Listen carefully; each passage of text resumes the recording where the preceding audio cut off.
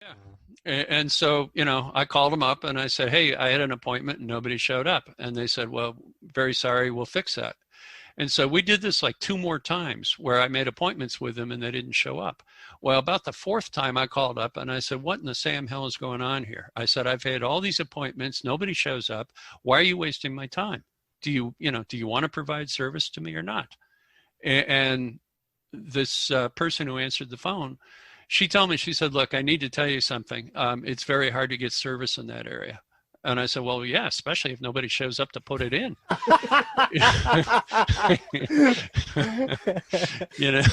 So eventually I got her to make a commitment that somebody was actually going to show up. And so, the day came, which was now almost like over a week of trying to get this accomplished. And a little white truck shows up in my driveway. And I walked out there to greet the man and introduce myself. And, he rolls down the window and he sticks his head out, but he doesn't want to get out.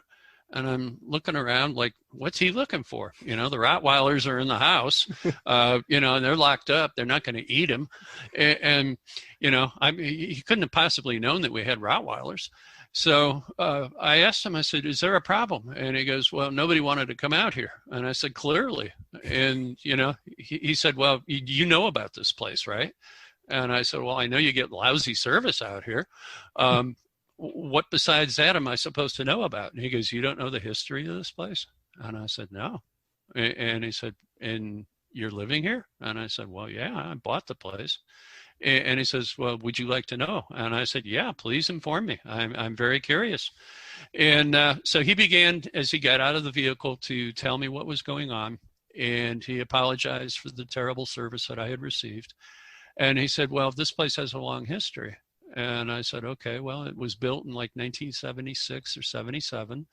What's happened since then? And he began to tell me about all these stories about this place. And apparently it had been originally settled by a family that was going to raise cattle out here.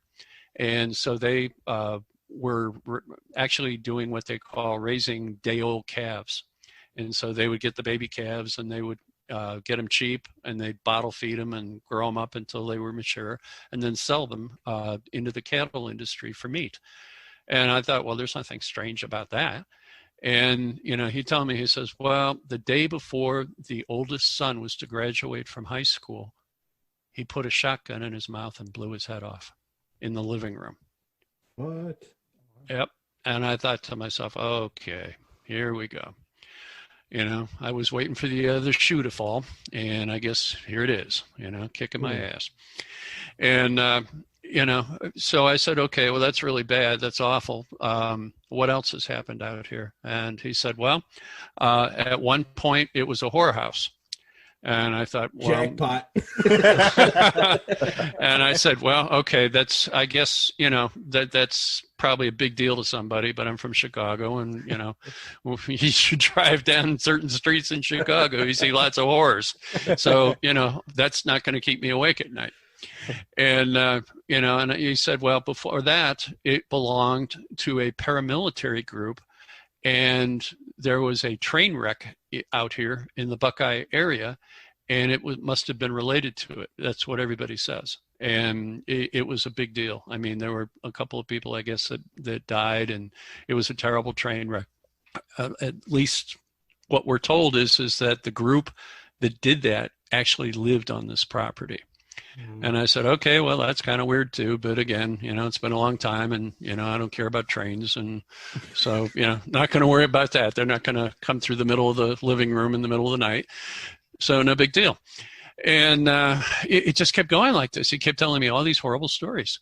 And I said, okay, so in other words, this is like the house from hell that nobody wants to live in. And the realtor didn't tell me, and I paid cash for it. Now I'm stuck. And he goes, well, at least you know. And I'm like, all right, well, thank you very much for telling me. And he packed up his stuff after he installed the phone line, and off he went. And so I thought, okay, well, all right, we'll just have to get this place blessed, and we'll have to, find a way to introduce lots of good energy here, and we'll just, we'll overlook all these things. And so that's how I kind of rationalized it. And then I'm saying to myself, do I want to tell my wife? You know? And I thought, well, you know, we don't have secrets in our relationship. I always tell her everything and she tells me everything. And, you know, working for the FBI, she'll probably find out anyway. So, you know. Yeah.